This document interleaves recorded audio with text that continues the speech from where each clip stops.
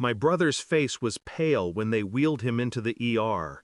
Machines screamed for him where his own voice had gone silent. His daughter, my niece, stood at the edge of the hallway. She hadn't spoken more than 2 sentences to me in a year. She always kept her head down, her words swallowed by some private war I couldn't name. But tonight she stepped forward. Her hands trembled, though her eyes were steady. "Dad told me to give this to you if something happened." A folded envelope, small, worn, like it had been carried in her pocket for months. I took it. The paper felt heavier than it should have. My chest tightened, but my face remained calm. "Thank you," I said. She nodded, then walked away, as if she had just unshackled herself from something unbearable. I stood alone in that sterile hallway, the envelope burning in my palm. I didn't open it immediately.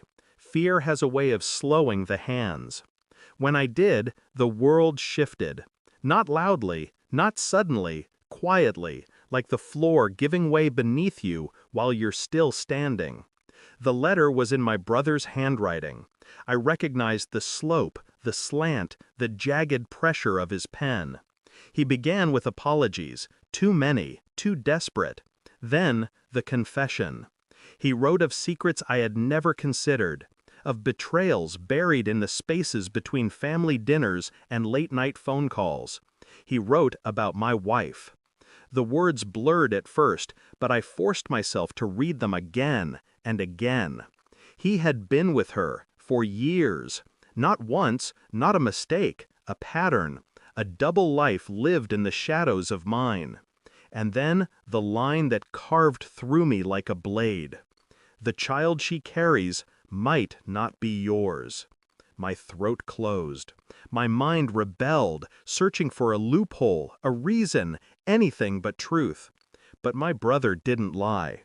Not about this. He was meticulous, ruthless with honesty when it mattered most. The envelope had photographs too. My wife and him. Hotels, cars, private smiles never meant for me. I felt nothing on the surface. Only inside, a storm. And I smiled at the nurse who passed me in the hallway, as if nothing had happened. I carried the letter home like a weapon no one else could see. My wife greeted me at the door, her voice warm, her touch familiar. I kissed her cheek. I pretended. That night, I began my quiet investigation. Phone records, bank statements, a strand of hair, pulled gently from her brush. My son's toothbrush, sealed in a plastic bag.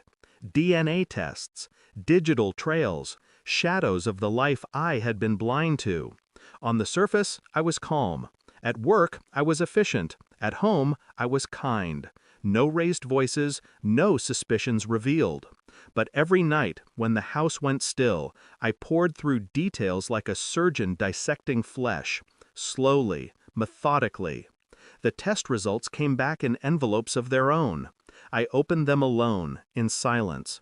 Each one peeled away the illusion I had been living in, and with every piece of proof, the storm inside me grew sharper, colder. She never noticed. That was the cruel part. She thought she still lived in the comfort of her lie. The DNA test confirmed it. My son wasn't mine. The final tether of doubt snapped. I didn't shout. I didn't cry.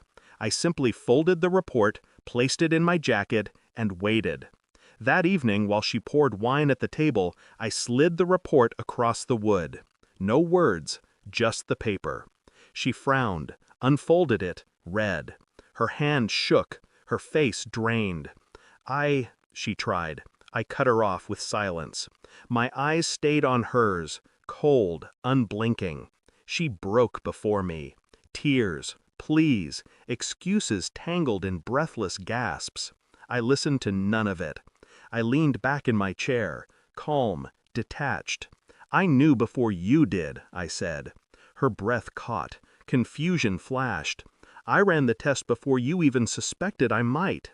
Every smile, every kiss you gave me this past month, I let you think you were safe.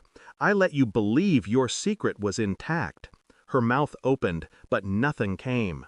I stood, walked past her, and placed my hand briefly on her shoulder, a gesture she once would have read as love.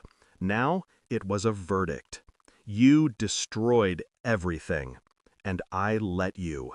I left her there, broken against the weight of her own betrayal. The house was silent when I packed my things. No confrontation, no goodbye. My son, no, her son, slept peacefully. He would never know the truth from me. Innocence should not be another casualty of betrayal. I drove away in the dark, the letter from my brother folded neatly in my pocket. His guilt had poisoned me, but it also freed me. Some truths don't wound, they cauterize. When I looked in the mirror at a gas station hours later, I didn't see grief.